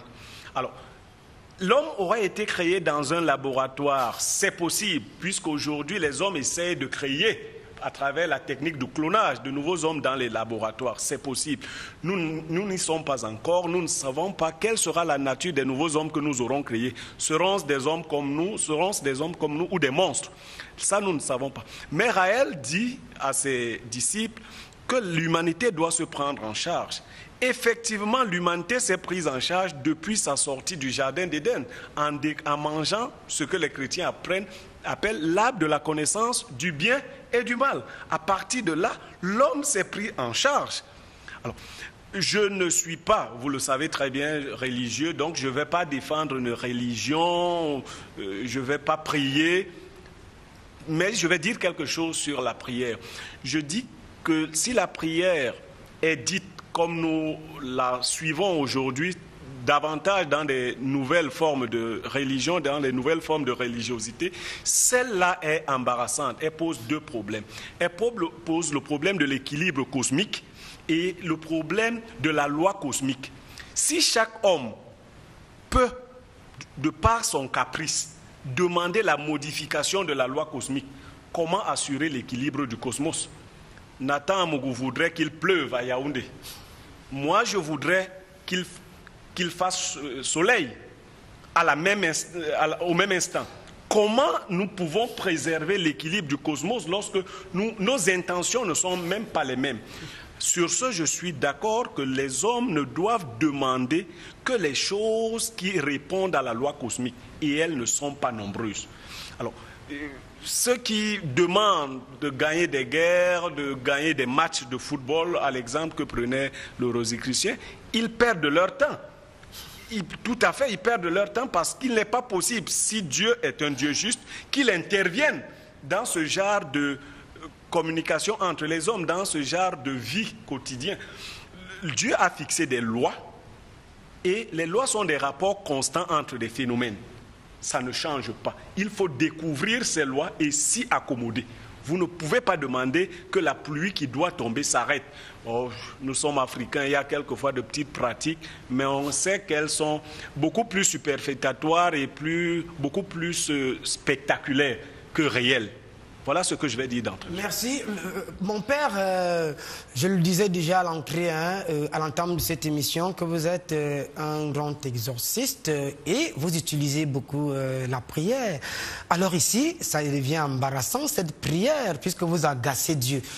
Par exemple, au Cameroun, pour les téléspectateurs qui nous regardent dans le monde entier, il y a énormément de femmes et chaque femme forcément vient vous voir pour avoir un mari. Le résiclicien, et le philosophe et le raélien pensent tout de même que c'est un peu déranger Dieu. Écoutez Nathan, lorsque j'ai défini la prière tout à l'heure, n'oubliez pas, et je suis sûr que les téléspectateurs aussi de l'autre côté n'ont pas oublié que j'ai dit que la prière est la demande du bien convenable. Parce qu'il faut le mentionner. Et je voudrais également dire, parce qu'il y a suivi des choses sur le plateau, tout à l'heure, c'était mon ami de gauche qui a dit des choses. Le résiclicien. Ouais, il a dit des choses. Et je voudrais dire que la prière vient du cœur. Et un cœur qui s'éloigne de Dieu est un cœur qui ne peut pas plaire à Dieu. Et la prière qui sort d'un cœur qui s'éloigne de Dieu ne peut pas plaire à Dieu. Parce qu'il faut le mentionner. Il faut vraiment le dire, qu'il comprenne une fois pour toutes. Et je pense que s'il a compris, il ne reviendra pas pour dire autre chose que cela. Pourquoi? Parce que si le cœur de l'homme n'arrive pas à plaire à Dieu, Dieu ne peut pas écouter cet homme. Alors lorsque deux personnes, deux individus ne demandent des choses qui ne sont pas convenables, et si l'un de ces individus est éloigné de Dieu, n'est-ce pas, dans son cœur, par ses pratiques ou par ses pensées, comment est-ce que l'écoute de Dieu se fera, n'est-ce pas, attentive à celui-là? Je ne crois pas. Padre, c'est Saint Jean Damascène, voilà, c'est Saint Jean Damascène qui faisait de la prière une élévation de l'âme vers Dieu, ou la demande à Dieu, bien sûr, des biens convenables. Alors moi, je veux savoir, est-ce qu'on a réellement donc besoin de demander à Dieu ces biens convenables qu'il est censé déjà connaître, bien sûr, dans nos besoins profonds? Non, mais ce qui dérange, c'est que jeune l'homme, c'est parce que l'homme ne sait pas prier. Et c'est parce que, comme le philosophe le disait tantôt, il y a des personnes qui donnent des canevas ou des orientations, n'est-ce pas, dans les prières. Et nous pensons souvent que c'est des modèles. Je ne crois pas. Normalement, Nathan Amougou et chers amis téléspectateurs, la prière, d'abord, l'importance de la prière, c'est de nous rapprocher du Seigneur. Pour que nous puissions reprendre la nature première, n'est-ce pas, qui est l'image de Dieu. D'abord, c'est là l'importance. Et à partir de ce moment-là, nous nous associons à la puissance d'amour de Dieu. Et à partir de ce moment, nous pouvons travailler, n'est-ce pas, dans l'univers et dans l'humanité. C'est de cela qu'il est question, Nathan. Et ce qui fait qu'aujourd'hui, certaines personnes n'arrivent pas à comprendre. Pourquoi? Parce que nous pensons que la prière est justement une demande, seulement la demande. Seulement, non, jamais. Cela nous restaure notre âme, nous restaure notre être, n'est-ce pas, pour ressembler à Dieu. Celui qui se place chaque jour dans la présence du Seigneur, n'est-ce pas, finit par ressembler, il devient l'ami du Seigneur, il comprend son langage, il sait son langage et il peut également parler à Dieu. Et à ce moment-là, je peux dire que également la prière est ce dialogue entre l'homme et Dieu, parce que les dieux sont en action, pas seulement l'homme, pas seulement Dieu, mais l'homme et Dieu. Merci. Alors, Imam Baba Moussa, le résiclicien ici dénonce, puisqu'il est passé à la vitesse supérieure, il faut le dire. Il dit que les musulmans, c'est terrible, puisqu'à partir de 5 heures du haut de votre minaret, vous commencez à perturber et les voisins et Dieu lui-même, avec vos multiples prières par jour. Je crois que c'est 5 fois. Imam Baba Moussa, c'est le résiclicien qui pense. On a l'impression qu'on perturbe Dieu. Dieu est imperturbable. Dieu est imperturbable, voilà pourquoi il est Dieu. Parce qu'il est Dieu et qu'il ne peut pas être perturbé vu tout ce qu'il a créé, qu'il contrôle tout ce qu'il a créé. On ne peut même pas dénombrer ici le nombre des mouches, le nombre des moustiques, le nombre des lions, le nombre de poissons sur la mer. Il contrôle tout cela. Voilà pourquoi il n'est pas perturbé par tous les gestuels. Il sait que telle chose va manger, telle chose aujourd'hui, telle chose ne connaît pas son omniscience, il connaît tout. Et c'est lui qui pourvoit à tout. Et nous disons donc, Dieu étant donc notre créateur, déjà, lui adresser des supplications et des prières, c'est de reconnaître ici, n'est-ce pas, son omnipotence. C'est de lui reconnaître qu'il est, n'est-ce pas, notre créateur et que nous avons besoin de lui. Sinon, il nous a créés pourquoi? Nous avons besoin de lui parce que nous sommes défaillants dans beaucoup de choses. Nous avons besoin de lui. Voilà pourquoi nous prions. Et nous disons que nous interdit de prier ou nous dit de ne pas prier, c'est aller à l'encontre de la volonté de Dieu, lui qui nous a demandé de prier. Alors, Baba Moussa, qu'est-ce qui peut se cacher derrière une telle déclaration à Mondo Vision? Bon, ce qui peut se cacher ici, c'est la ruse du diable. C'est la ruse du shaitan qui peut se cacher au travers de certaines personnes ou bien au travers de certaines sectes pour, n'est-ce pas, amener les croyants à ne plus prier. À ne plus prier. Mais nous disons que Dieu, il n'est pas, je vais dire, un Dieu qui ne sait pas ce qu'il fait. Des millions et des milliards d'invocations peuvent lui être adressées. Mais il exauce d'autres, il n'exauce pas d'autres, ça dépend. Il y a des invocations qui sont faites pour demander de faire du mal. Hein? Il y a des gens qui peuvent demander que je veux que mon voisin meure. Il y a des gens qui peuvent demander que je veux qu'on enlève tel qui ne soit plus ministre ou tel qui ne soit pas telle chose. Il y a des mauvaises invocations. Et Dieu n'est pas obligé, n'est-ce pas, d'exaucer toutes les prières et toutes les invocations. Et c'est-à-dire Dieu, il est, c'est un Dieu qui est autonome. Il ne dépend pas de quelqu'un, il n'y a pas quelqu'un au-dessus de Dieu, à qui Dieu rend compte. Donc, Dieu connaît la nature des prières qui lui sont adressées et il sait les prières qu'il exauce et d'autres qui n'exaucent pas. Et ce qu'il n'exauce pas, ce n'est pas par injustice, parce que le philosophe disait que si Dieu est juste, nous disons que Dieu est juste. Et de par sa justice aussi, il peut exaucer les bonnes prières et il peut ne pas exaucer les mauvaises prières, c'est-à-dire pour le bien de ceux que les mauvais prieurs demandent à ce qu'ils les fassent du mal. Alors nous disons que la prière, c'est une institution divine. C'est-à-dire on retrouve ça dans toutes les religions dites révélées. Qu'on prie, on doit prier. Même ceux qui, même la religion africaine. Les Africains ont toujours prié. Merci Imam Baba Moussa. Vous êtes là pour le compte de l'islam. Gardez vos cartouches pour défendre l'islam. Alors, docteur Jacques Itundi, le philosophe, nous disait tantôt que prier, c'est aller à l'encontre des lois cosmiques. Et ici, j'aimerais savoir si ces raisonnements ne confortent pas les éternels sermons de Saint Augustin, qui a toujours vu l'homme comme un mendiant de Dieu. Un mendiant de Dieu dans le bon sens. Mais vous voyez bien que vous évoquez Baba Moussa et le minaret. Perturber l'ordre cosmique, c'est d'abord détruire le silence du quartier dès 5 heures du matin. Vous voyez bien que pendant que certains pensent servir Dieu, ils ne rendent pas service à leurs voisins. On voit déjà là, au plan naturel, qu'il y a la loi cosmique qui est perturbée. D'un point de vue, l'homme s'obstine à prier. Nous disons, si les hommes sont conscients de l'omniscience de Dieu, ils seraient dans un état de confiance absolue qui exclurait d'office la prière. Ils se lèveraient. Dans le meilleur des cas, on pourrait appeler sa prière dans une attente positive, heureuse, des indications que Dieu lui donnerait. Parce qu'il y a deux attitudes chrétiennes fondamentales. La première attitude par laquelle le chrétien dit que ta volonté soit faite et non la mienne. Ce n'est pas une prière, c'est un acte qu'il pose, c'est toute une attitude. Ça signifie un état d'être fondamental qui gouverne toute sa vie. Une fois de plus, la prière ne commence pas à un moment donné pour finir à un autre moment. Ça signifie qu'il n'y a pas une prière qui commence à 7h pour finir à 7h20. Pourquoi? Parce qu'à 7h20, Dieu a encore besoin d'être en relation avec son serviteur. Mais si le serviteur a vaqué à autre chose, il est parti régler les problèmes de sa vie, il ne pense plus à Dieu, mais sa prière est vaine. Parce que le serviteur que Dieu veut est un serviteur qui sert Dieu 24 heures sur 24, 7 heures, j'allais dire 7 jours sur 7. Donc, pour continuer, on passe de l'état de que ta volonté soit faite et non la mienne, et dans un état avancé, le chrétien dit, que veux-tu que je fasse pour toi, mon Dieu? Merci, et ça, ce n'est pas une prière qui se formule. C'est un état d'être. Merci, monsieur le Résiclucien. Nous allons permettre à nouveau à nos téléspectateurs du monde entier d'être en phase avec ce programme qui passe tous les jeudis sur Vision 4 Télévision, la chaîne africaine, 21h, 22h30. Bonsoir, mon fils, Maman Gisèle de la Suisse. Toute la communauté afro est scotchée. Bonne émission et salut le Père, qu'il soit réconforté. Réconforté? Nathan, le diable use de toutes les ruses pour avoir plus d'adeptes, déroter les âmes et dominer le monde. La prière renforce l'alliance avec Dieu et nous rapproche de la vérité. Anne Joré Dongwa Ikile.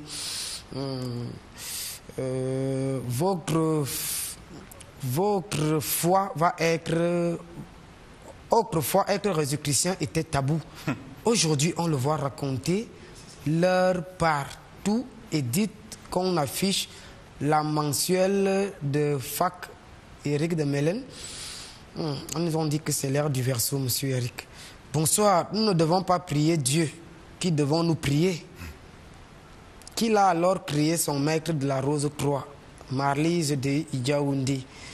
On va continuer de liquider ces SMS qui nous viennent de partout dans le monde entier. Voilà. Avant de revenir, je vais me rapprocher du Père Eric. Voilà. Père Martial, lorsqu'on parle ici, vous avez suivi que les lois cosmiques à travers la prière sont bafouées et Dieu est un Dieu d'ordre et non de désordre. Prier comme nos frères musulmans à partir de 5 heures pour le réseau chrétien, c'est déjà très dangereux pour le voisinage. Pour les chrétiens, nous avons des familles, des maisons qui se sont transformées en églises. Et même dans certaines églises, la prière commence très tôt le matin. Pour lui, c'est agacer Dieu. Non, écoutez, moi j'aime bien l'attitude du réseau chrétien parce qu'il a besoin, n'est-ce pas, d'être enseigné, d'être prêché, n'est-ce pas? Et je voudrais rassurer à mon ami réseau chrétien que lorsque nous parcourons les Saintes Écritures, parce que nous sommes chrétiens, moi je parle ici parce que je suis chrétien et le Christ est pour moi un modèle. Et lorsque je lis les Saintes Écritures, le Seigneur lui-même s'est détaché, il allait prier, on le voyait, s'est détaché, allait prier, soit sur la montagne, il allait prier très tôt le matin, il a prié. Et alors, un jour, quelqu'un, il se comportait également comme notre ami réseau chrétien, il dit à Jésus, Maître, apprends-nous, Seigneur, apprends-nous à prier. Parce qu'il s'est rendu compte qu'il ne priait pas, ou alors il ne connaissait pas l'importance de la prière. Et Jésus, je vais ramener notre ami, je l'ai vu, j'ai suivi tout à l'heure, il a cité certains versets bibliques, mais je voudrais confier à notre ami réseau chrétien un verset biblique, je voudrais dire qu'il lise Luc chapitre 11, verset 1er. Il comprendra comment est-ce que, n'est-ce pas, le disciple était inquiet. Il dit, Seigneur, apprends-nous à prier, parce qu'il s'est rendu compte que c'était un acte, n'est-ce pas, de dévouement, un acte très profond qui nous rapprochait du Seigneur. Et il s'est rendu compte que chaque fois que Jésus venait de là-bas, Nathan Amourou, il accomplissait des merveilles. Et je voulais dire une chose, bon, c'est bien vrai quand même qu'aujourd'hui, il y a le respect, n'est-ce pas, du voisinage, mais quand même, il y a également la liberté religieuse. Il ne faut pas l'oublier. Et je pense que lorsque, n'est-ce pas, quelqu'un manifeste sa foi et dans sa dévotion, on devrait respecter. Si on ne respecte pas la personne, qu'on respecte surtout le Seigneur. Et d'où je parlais tout à l'heure de l'humilité. Je ne parlais pas de l'humilité vis-à-vis des personnes, mais je parle de l'humilité vis-à-vis de Dieu. Il faut être humble vis-à-vis du Seigneur. Merci mon père. On repart du côté des téléspectateurs pour liquider ces autres SMS. Bonsoir sans tabou. D'où vient ce raélien? Un raélien, c'est un mécréant. Dieu existe et on a besoin de prier pour l'invoquer. Mahamad Hamdan de N'Djamena, au Tchad. Bonsoir sans tabou. La prière, le reproche de non et à l'égard de son créateur important, c'est-à-dire soumettre à notre ami de la Guinée, trop d'abréviations ne nous permettent pas de décrypter. On n'a pas assez de temps pour le faire. La Bible déclare prier sans cesse. 1 Thessaloniciens chapitre 5 verset 17, Jésus leur adressa une parabole pour montrer qu'il faut toujours prier et ne point se. Notre ami de Burkina Faso, c'est incomplet votre message. Nathan, Dieu étant omniscient, connaît en l'avance les besoins de chaque homme. Alors, pourquoi exagère-t-il donc encore la prière aux hommes avant de les satisfaire? Moustache depuis la Guinée équatoriale. Bonsoir sans tabou. Que le monde comprenne que le raélien et le réseau chrétien sont les envoyés du diable. Heureusement qu'ils reconnaissent la grandeur de Dieu. Sandra depuis la RDC. Exode chapitre 33 verset 11, Dieu parla à Moïse face à face comme un homme parle à son ami. Le SMS nous vient du Congo, Brazzaville, mais il n'est pas du tout signé. Dieu n'existe pas, c'est l'arnaque, c'est signé Diablo depuis le Congo, Brazzaville. Je suis avec intérêt votre émission. Lucifer est notre ami toujours du Congo, Brazzaville, n'a pas envoyé la seconde moitié. Bonsoir le panel, je veux que les Elohim nous disent où se situent les laboratoires scientifiques dont ils font part. Le SMS nous vient du Tchad. Bonsoir le panel. Voilà, ça a été déjà lu. Bonsoir à vous au plateau. Pourquoi vous faites jamais l'émission du Togo assez fouené que le raélien cesse de nous répéter? Toujours incomplet. Bonsoir. Où est le raélien? Il a fui. Monsieur Moussa a prié. Monsieur Moussa, si vous priez sans crier, est-ce que Dieu ne va pas vous entendre? C'est nos amis gabonais qui demandent à l'imam. Voilà. Merci Nathan Mougou. Dieu nous aime. Voilà pourquoi nous devons prier. Valérie depuis FCU du Gabon. Voilà, on va continuer. Bonsoir, c'est de la part de Madame Enoch de Djibouti. S'il vous plaît, dites à ces deux messieurs d'arrêter de blasphémer, surtout que nous sommes devant l'écran avec nos enfants et ce n'est pas un bon exemple pour eux. Ils ne sont pas créés par Dieu. Quel dommage pour eux. C'est Madame de Djibouti, c'est la première participation de ce pays dans le cadre de l'émission Sans Tabou. Bonsoir à tous qui nous regardent du côté de Djibouti. Ça passe tous les jeudis, 21h. Bonsoir Sans Tabou.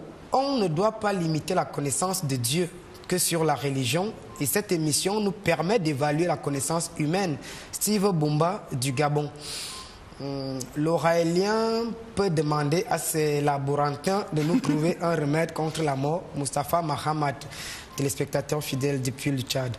La Bible dit aux chrétiens, priez sans cesse. C'est le pasteur Athanase à Luanda en Angola. On va encore s'arrêter là pour revenir sur le plateau. Alors, monsieur le philosophe, vous avez suivi les réactions de par le monde, que ce soit du côté de la Suisse, que ce soit du côté de Djibouti, du côté de Luanda. C'est l'Afrique, le monde qui est en éveil pour s'interroger et surtout avoir un certain nombre de précisions relatives aux interrogations contemporaines. Oui, Nathan Amougou, ce qu'il faut dire, c'est qu'il y a beaucoup d'intolérance dans le monde.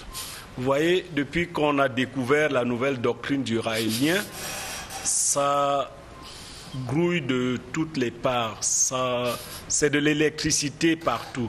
La dame faisait savoir qu'elle écoute l'émission avec ses enfants. Le titre de l'émission, c'est Sans Tabou. Alors, si elle permet aux enfants d'écouter, qu'elle les accompagne dans la compréhension. Quand j'ai dit cela, je veux dire aussi que le problème de départ ici, c'est que les concepts posent souvent problème. Il n'y a pas que la prière comme acte religieux. Il y a également la méditation. Qu'est-ce que nous sommes en train de dire en fait? Nous sommes en train de réprouver une forme de prière. Et moi, je vois particulièrement cette forme de prière dans les églises dites de réveil.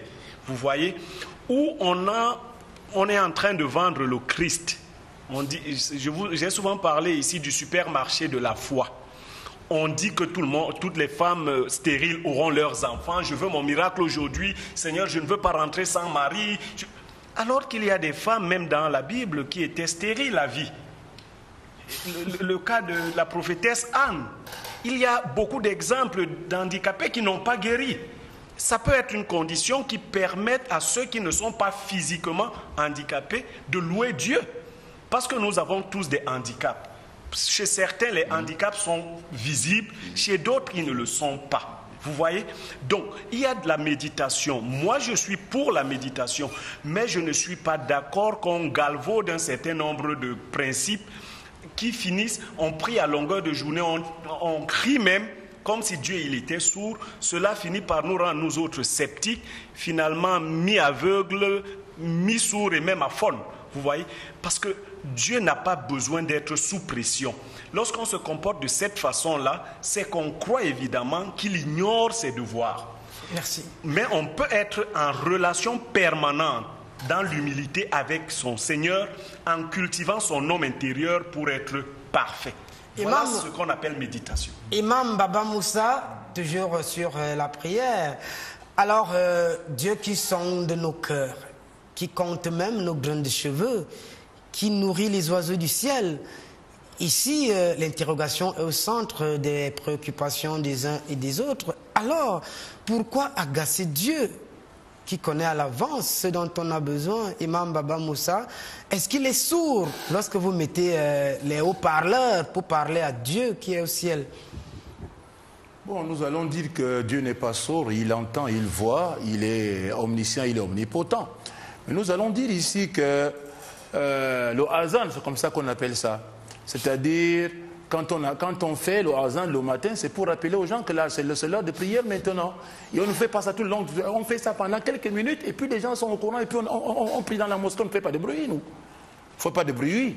Donc je vais dire que le Azan ici, c'est pour rappeler aux gens que maintenant c'est l'heure de la prière, il est 5 heures ou il est 5 heures ou il est 5 heures moins, ça dépend, n'est-ce pas, de la prière. Est-ce que vous tenez compte de l'environnement, de l'entourage qui forcément a besoin de sommeil? Parce qu'en ce moment au Cameroun, c'est la période examinatoire et vous ne regardez tout de même pas que les petits-enfants sont en train de fréquenter et qu'ils ont encore besoin peut-être de la dernière phase du sommeil, la phase paradoxale du sommeil qui est une phase importante et réparatrice pour le corps humain. Nous allons dire que ce qui est plutôt paradoxal, c'est quoi? C'est qu'on mette, n'est-ce pas, un orchestre de musique ou bien un bar qui tape le bruit toute la nuit. C'est-à-dire, les gens ne dorment pas, ça, c'est pas un problème. Quand il s'agit d'un bar qui joue la musique, les gens sont contents. Mais lorsqu'il s'agit de la parole de Dieu, lorsqu'on évoque le nom de Dieu, ça dérange les gens, ça c'est ce qui est paradoxal. Et il faut comprendre ici même que les gens qui sont généralement gênés, ce sont les gens qui sont possédés. Parce que lorsqu'on prononce la parole de Dieu, ça les gêne. Hein? Ce sont les gens qui sont possédés. Le Christian a dit que c'est agaçant. Bon, c'est agaçant pour lui, mais ce n'est pas agaçant pour les autres. Pour les autres qui savent l'importance de ce qu'on fait. Mais maintenant, encore autre chose, c'est quoi? C'est que je ne comprends pas la rose croix d'or du docteur. Parce que les rosicruciens, ceux qui sont passés avant lui, qui sont de la même rose-croix, c'est-à-dire M. Emini, M. Zibi, ils nous ont dit qu'ils sont chrétiens. Ils sont chrétiens de l'intérieur. Alors, s'ils sont chrétiens de l'intérieur, est-ce que vraiment les christianistes de l'intérieur se focalisent sur les enseignements de la Bible? Vous leur avez rendu visite, n'est-ce pas, à leur temple. Vous avez vu une grande Bible ouverte. Mais quand ils disent qu'on ne doit pas prier, alors que dans la Bible, on demande de prier. Quand ils nous disent de ne pas manger la chair, alors que dans la Bible Dieu nous a donné les animaux pour qu'on les mange. Alors on ne comprend plus de quel christianisme il s'agit. Est-ce le même rose croix de M. Zibi, de M. Emini, ou ce n'est une autre, nous savons. On se pose bien la question. Maintenant, de par l'omniscience de Dieu qui sait ce que nous voulons, pourquoi nous ne croisons pas le bras pour attendre simplement que parce qu'il sait, il va nous envoyer cela? Pourquoi on va travailler? Pourquoi on devait se croiser les bras? C'est Dieu omniscient. Il sait que j'aurai besoin d'un habit demain, j'aurai besoin, n'est-ce pas, d'un chapeau demain, j'aurai besoin de manger ceci. On croise le bras, il nous envoie ça. Pourquoi est-ce qu'on va travailler? Parce que lorsqu'on va travailler, n'est-ce pas, c'est que justement, on travaille pour avoir ce qui va nous permettre de faire cela. C'est de permettre, n'est-ce pas, de résoudre nos problèmes. Merci. Mais si simplement on se basait sur l'omniscience de Dieu qui sait tout, qui sait ce dont nous avons besoin, alors on devrait simplement croiser les bras parce que lui sait que dans 2 mois, il va nous donner 20 000, il va nous donner 30 000, 100 000. On croise le bras, on attend. Mais si on sort pour aller chercher, malgré l'omniscience de Dieu, ça veut dire que, n'est-ce pas, on a besoin, n'est-ce pas, de ces dieux-là. Même comme il est omniscient, moi je crois qu'il aime bien quand on le prie, quand on repart du côté des téléspectateurs du monde tout entier. Bonsoir Nathan, longue vie à ton émission. Ça fait 2 mois que je n'étais pas à Munich et Doubai. Voilà, le SMS. La Bible dit que Dieu a donné son Fils unique pour que l'homme soit sauvé. À qui Dieu a donné son Fils unique? Tony de la Mauritanie. Voilà. Les padres ici vont nous dire, hein, padre Tony de la Mauritanie et Doubai de Munich, c'est très content déjà. À qui Dieu aurait-il donné son Fils unique? Oui, écoutez Nathan, ça veut dire que c'est un problème de sacrifice. Il a offert sa vie pour que nous ayons la vie. C'est pour cela que nous sommes sauvés. Donc, Jésus a offert sa vie pour que nous ayons, n'est-ce pas, pour que nous autres, nous ayons, n'est-ce pas, la vie. Il a offert ça à qui? Je veux vous rassurer que... On offre un sacrifice à quelqu'un et notre ami de la Mauritanie nous soulève ici... Le Saint-Sacrifice, on parle du Saint-Sacrifice, c'est-à-dire on offre le sacrifice à qui? C'est à Dieu qu'on offre le sacrifice. Parce que le Raël nous a dit ici que le Dieu que nous prions là, ce n'est pas le vrai Dieu. Non, c'est un petit Dieu. Non. Nathan, moi je ne rentrerai pas dans les histoires des réaliens. Pourquoi? Parce qu'ils n'arrivent pas à comprendre, comme le docteur le disait tantôt, tout à l'heure, et le professeur, ça m'a beaucoup réjoui, et parce que nous sommes mortels et que, n'est-ce pas, Dieu est immortel. Il est toujours présent, il est éternel même. Donc je dirais une chose, c'est que Dieu, n'est-ce pas, le Christ est sacrifié.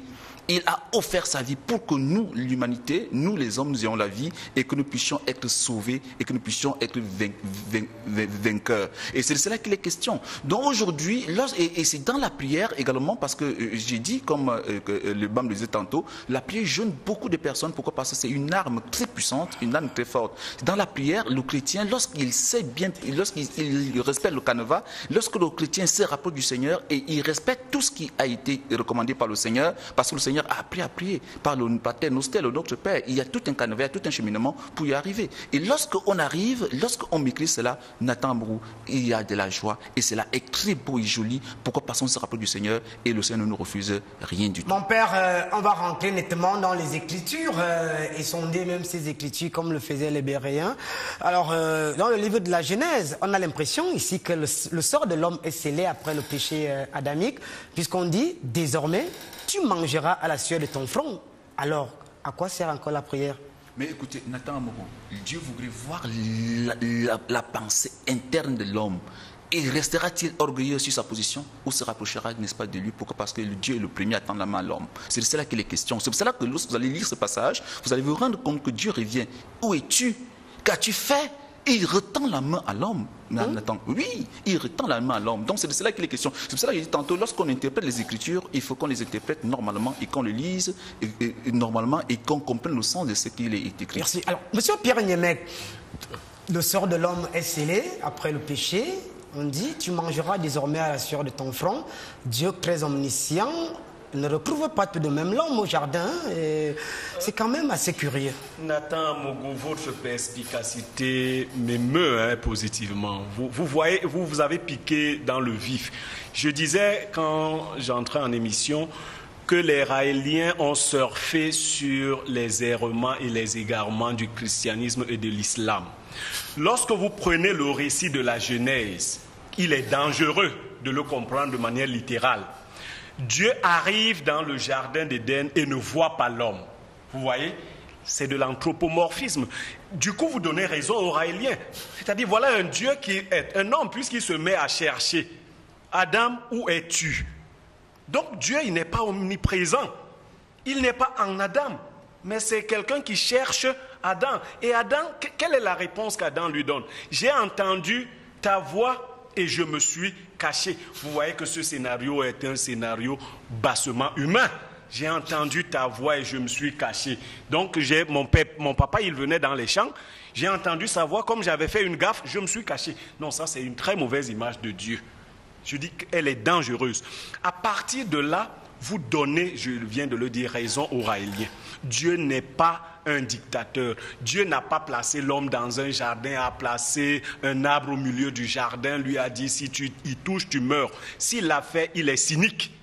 Puisque de toutes les façons, aucun papa sérieux ne peut placer du poison au milieu de la maison et dire aux enfants, bon, ce poison, il sera toujours là, mais faites attention de ne pas y toucher.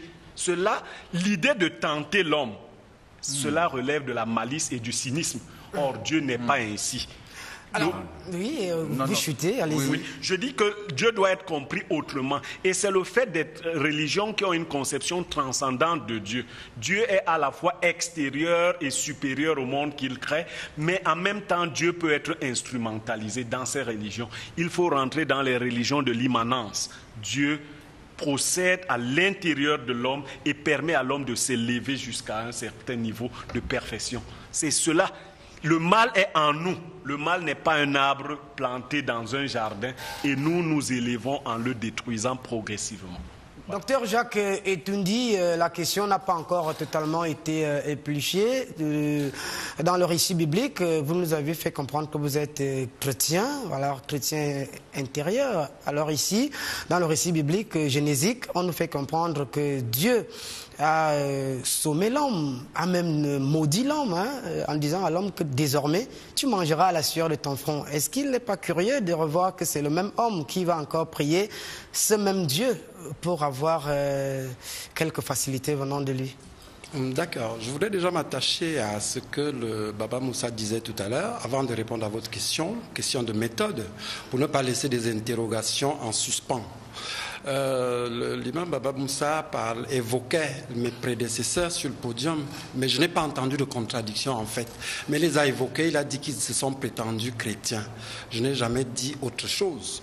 Nous sommes chrétiens de l'intérieur, comme vous le dites si bien.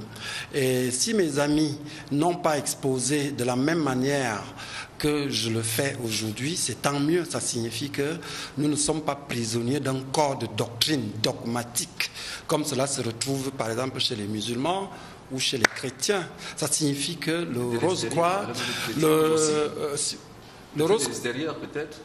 Enfin, parce que vous êtes aussi chrétien, donc ça vous concerne. Je passe la parole là, au Père Martial. D'accord.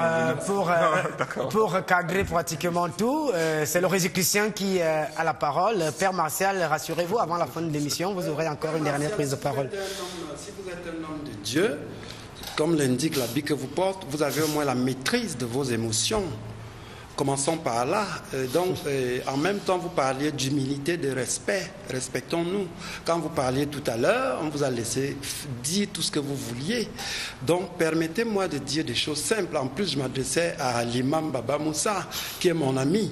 Vous voyez comment nous sommes assis côte à côte. Quand on va se séparer, là, on ira prendre une bière ensemble. Bon. Pas une bière. C'est pas ça, mais bière, non, l'imam ne boit pas de bière.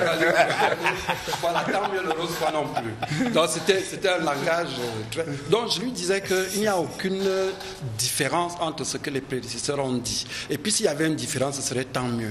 Pour dire que nous sommes chrétiens de l'intérieur. Et pour revenir maintenant à votre question. Votre question, vous demandez s'il y a un Dieu qui est placé dans le jardin et qui dit « Vous mangerez désormais à la sueur de votre front ». Alors là, je ne pense... Celui-là n'est pas Dieu. Il n'est pas Dieu. Je lui enlève le statut divin tout de suite. Parce que d'un, ça signifie qu'il crée des hommes et c'est lui qui les crée, c'est le créateur. Or, le créateur est lié à la créature. Ce qui se fait, c'est que si la créature est mauvaise, c'est le créateur qui s'est projeté dans la créature. Vous faites là le procès de Dieu. Est-ce que ce n'est pas dangereux, monsieur le Résiclicien? Non, ce n'est pas dangereux parce que en moi, il y a un esprit divin qui me commande de dire que le Dieu qu'on a présenté à l'humanité depuis longtemps n'est pas le Dieu suprême. Parce que ce Dieu du Jardin d'Éden est un Dieu déchu, est un Dieu qu'on peut appeler le Dieu Yahvé. Ça signifie un Dieu secondaire correspondant à l'état de conscience de ce Jardin d'Éden qui lui-même n'était plus, j'allais dire, la patrie originelle. Dieu est resté dans la patrie originelle. Il y a un régent, celui du Jardin d'Éden, de la même manière qu'il y a un régent pour notre ordre de vie. Parce qu'ici sur Terre, il y a un régent. Ne pensez pas que c'est Dieu qui vient régler les problèmes terrestres. Quand vous avez faim, pour revenir au titre de l'émission, quand vous avez faim et que vous priez Dieu pour que vous ayez de la nourriture, rassurez-vous, ce n'est pas le très haut qui gère la nourriture. Il y a un Dieu, il y a un régent qui concerne la nourriture. Et c'est pour cela que vous le vouliez ou non, parce que je sais que l'islam ne jure que par le monothéisme. Alors, même quand ça ne va pas, ils vous disent il n'y a qu'un Dieu. Nous vous disons de manière claire que quand les Grecs avaient ce qu'on appelait de multiples Grecs, quand les Latins l'avaient, les Romains, et même quand on va chez les Égyptiens authentiques, qui ont précédé la religion musulmane, il était déjà question de plusieurs dieux. Ça ne signifiait pas qu'il n'y a pas un Dieu suprême. Il y a un Dieu suprême, mais qui délègue. De la même manière que, oui, s'il vous plaît, de la même manière que vous voyez, on parle de décentralisation. Sachez qu'il n'y a pas meilleure décentralisation qu'en Dieu. Merci beaucoup. Père Martial, la démonstration du Résiclicien fait état de ce que votre Dieu, c'est un Dieu cynique. Ce n'est même pas Dieu. Non, moi je voudrais dire à mon ami Résiclicien, aussi au philosophe, parce que tout à l'heure ils ont convergé dans le même sens. Je dirais que ici les questions, lorsqu'on rentre dans ces écrits, je me permettrai d'en rentrer en théologie et pour faire un exposé, parce que c'est nécessaire, parce que nous avons des téléspectateurs qui nous suivent, eux-mêmes en ont aussi besoin. Je dirais une chose, c'est que Nathan Amogo, lorsqu'on voit cette image-là, c'est l'image de deux voix. C'est-à-dire il y a une voix du mal, il y a une voix du bien. Et Dieu, lors de la création, dit à l'homme, n'est-ce pas, si tu choisis cette voie, c'est la mort. Si tu choisis cette voie, c'est la vie. Et c'est ça le quotidien de l'être humain. Tout notre existence, nous devons le connaître. Il n'y a rien de nouveau. Si nous devons le connaître, c'est que nous sommes, chacun de nous est appelé au choix. Et c'est à ce choix. Et Dieu voudrait voir, voudrait remarquer, voudrait, n'est-ce pas, voir l'intelligence qu'il a donnée à l'homme parce qu'il a créé l'homme à son image, sa ressemblance. De pouvoir choisir, il n'a pas testé, il n'a pas tenté. D'où je voudrais dire tout à l'heure, parce que le philosophe a parlé de la tentation. C'est pour cela que le Notre Père nous dit, ne nous laisse pas succomber en tentation. Ce n'est pas ne nous laisse pas succomber, c'est la bonne version. Si là, vous lui dites, Nathan Amourou, que l'être humain a appelé à cela. D'où nous prions par rapport à la réconciliation pour revenir à Jésus. Merci beaucoup. Permettez-moi de chuter. Je suis par là, Nathan. Permettez-moi de chuter, s'il vous plaît. Seconde. Oui, là, je dirais que la prière dont maintenant le Christ nous est Dieu réconcilie l'humanité et Dieu, le ciel et la terre. D'où nous prions au nom de Jésus pour obtenir toutes les grâces et les merveilles de Dieu. Merci beaucoup, Père Massa. Alors, Imam Baba Moussa, l'émission qui a planté le décor, la prière et son importance. D'ailleurs, la semaine prochaine, on parlera des typologies de prière et même les rituels qui accompagnent nettement la prière. On peut avoir votre mot de fin parce que le monde tout entier a été servi spirituellement, intellectuellement. Mon mot de fin ici, j'aimerais dire que je comprends bien que le philosophe, il parle comme un philosophe, il ne parle pas comme un homme de religion, comme il a si bien dit, et que ce qui est paradoxal par rapport, n'est-ce pas, aux Rosicruciens, c'est qu'il a réaffirmé, n'est-ce pas, qu'il est chrétien de l'intérieur, alors que le chrétien a pour livre de référence la Bible, mais il s'inscrit en faux par rapport aux écrits bibliques, alors que là on ne comprend plus rien. Mais je vous ai dit, en ce qui nous concerne, nous disons, la prière est une institution divine. C'est Dieu qui nous a recommandé de prier et nous prions, n'est-ce pas, en souvenir de Dieu pour nous soumettre à la volonté de ces dieux. Merci beaucoup, Imam Baba Moussa. Alors, monsieur le philosophe, vous avez quelques secondes pour prendre congé des téléspectateurs. Merci Nathan Amogo. Je ne veux pas laisser aux téléspectateurs l'impression que le mot prière correspond toujours à ce qu'ils y mettent. Je dis, l'homme doit entretenir une relation avec la divinité, mais l'homme ne doit pas changer la loi cosmique. Merci. Mesdames et messieurs, c'est ici que prend fin cette autre aventure de votre émission préférée, Sans Tabou, sur Vision 4 Télévision, la chaîne africaine. Rendez-vous jeudi prochain à 21h pour la suite de ce programme. Et la rediffusion, pour ceux qui ont pris l'émission pour la toute première fois, c'est vendredi, 13h, heure du Cameroun. Bonne suite des programmes sur Vision 4, la chaîne africaine.